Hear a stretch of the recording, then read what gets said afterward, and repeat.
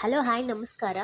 ಆಸೆ ಮುಂದಿನ ಸಂಚಿಕೆಯಲ್ಲಿ ಏನಾಗ್ತಾ ಇದೆ ಅಂತ ನೋಡೋಣ ಬನ್ನಿ. ಈ ಕಡೆ ಇವರು ರಂಗನಾಥ್ ಅವ್ರನ್ನ ಕರ್ಕೊಂಡು ಮನೆಗೆ ಬರ್ತಾ ಇರ್ತಾರೆ. ಮನೆಗೆ ಬಂದು ರಂಗನಾಥ್ ಅವ್ರನ್ನ ಎಲ್ಲರೂ ಈ ಕಡೆ ಹಿಡ್ಕೊಂಡ್ಬಿಟ್ಟು ಮನೆ ಒಳಗಡೆ ಬರ್ತಾರೆ.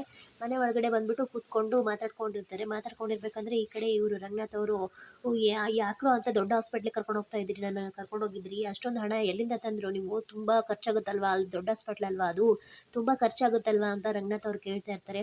ಅಯ್ಯೋ ಅಪ್ಪ, ಅದಕ್ಕೆಲ್ಲ ಯಾಕಪ್ಪ ಟೆನ್ಷನ್ ತೊಗೊಂತೀಯ, ಆ ಟೈಮಲ್ಲಿ ನಮಗೆ ಯಾವ ಹಾಸ್ಪಿಟ್ಲ್ ಸಿಕ್ತು ಆ ಹಾಸ್ಪಿಟ್ಲಿಗೆ ಕರ್ಕೊಂಡು ಹೋದ್ವಿ ಅಂತ ಟೆನ್ಷನಲ್ಲಿ ಇನ್ಯಾವುದಪ್ಪ ಹುಡುಕ್ಬೇಕಿತ್ತು ಅಂತ ಈ ಕಡೆ ಸೂರ್ಯ ಅವರು ಕೂಡ ಹೇಳ್ತಾ ಇರ್ತಾರೆ.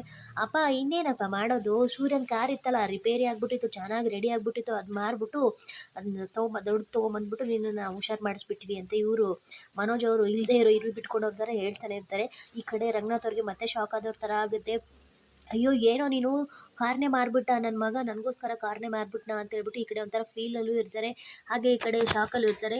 ಆವಾಗ ಈ ಕಡೆ ಸೂರ್ಯ ಅವರು ಫುಲ್ ಸಿಟ್ಗೇರ್ಬಿಟ್ಟು ಮನೋಜನ್ನ ನೋಡ್ತಾರೆ. ನೋಡಿದಾಗ ಸುಮ್ಮನಾಗ್ತಾರೆ. ಮತ್ತು ಆವಾಗ ಇವರು ರೋಹಿಣಿ ಬಂದ್ಬಿಟ್ಟು ಟ್ಯಾಬ್ಲೆಟ್ ಕೊಡೋಕ್ಕೆ ಅಂತ ಹೋಗ್ತಾರೆ. ನಾನು ಟ್ಯಾಬ್ಲೆಟ್ ಅಂತೂ ತೊಗೊಳ್ಳೋದೇ ಇಲ್ಲ, ನಾನು ಮೀನಾ ಬಂದರೆ ಮಾತ್ರ ನಾನು ಟ್ಯಾಬ್ಲೆಟ್ ತೊಗೊಳ್ಳೋದು, ಇಲ್ಲಾಂದರೆ ನನಗೆ ಟ್ಯಾಬ್ಲೆಟು ಬೇಡ ಏನು ಬೇಡ ನನಗೆ ಅಂತ ಈ ಕಡೆ ರಂಗನಾಥ್ ಅವರು ಹೇಳ್ತಾರೆ.